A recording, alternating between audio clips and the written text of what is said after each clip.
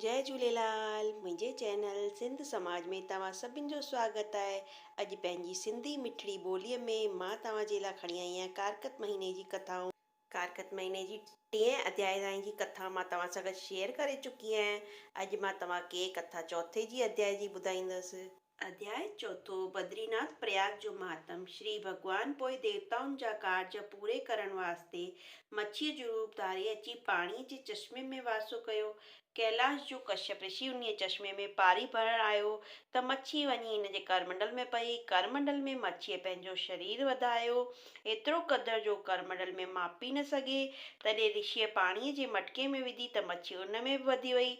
आख़िर ऋषिअ मच्छीअ खे खूह में विधो। मच्छीअ जो आकार उते बि वियो वधंदो। ऋषिअ पोइ मच्छी खे कढी अची वॾे तालाब में विधो। मच्छीअ जो रूप वियो उते बि वधंदो। ऋषिअ जो आचर्य ॾिसी डिॼी वियो। हिते भॻवान मच्छीअ जे रूप में चयईंसि त डिॼ न, मूंखे समुंड में विझी अचु। ऋषिअ भॻवान जो हुकुम मञी समुंड में मच्छी विझी आयो। भॻवान पंहिंजो आकार उते बि वधायो। पोइ संखासुर दैत खे मारे छॾियईं। दैत जी आत्मा श्री भॻवान जी शरण में अची वरिती।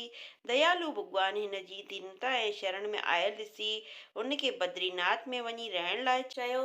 तंहिं बैदि भॻवान वेद खणी हलियो ऐं उहे अची देवताउनि खे ॾिनऊं। देवताऊं वेद पाए ॾाढा ख़ुशि थिया। जीअं दर दर ग़रीब कंगाल खे नाणो मिले, तीअं चातक पखीअ खे संवाद आना बूंद मिली वञे, या जीअं सिज जे निकिरण सां ऊंदहि ढकिजी थी वञे, तीअं सभई देवताऊं आनंद में अची जय जय जा नारा हयाऊं ऐं श्री भॻवान जा गुणवाद ॻाइण लॻा। तंहिं बैदि देवताउनि खे अॻवान पुण हेठि भॻवान खे वेनती कई त हे प्रभु, हिन जाइ खे को वर ॾियो। श्री भॻवान फरमायो त हे देवताऊं, हिन जाइ ते जंहिं जीव जी मृत्यु थींदी सो अवश्य मुक्तिअ खे पाईंदो।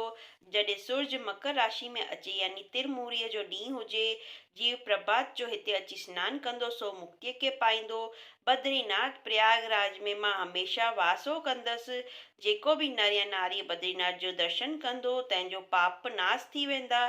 जीअं बकरी शींहं खे ॾिसी भॼी वञे थी, तीअं ई जेको बि मनुष्य बद्रीनाथ में न अची सघे त घर वेठे सनानु करण वक़्तु मुख सां बद्रीनाथ जो नालो वठे ऐं गुणवाद ॻाए त उहो बि मुक्त थी वेंदो।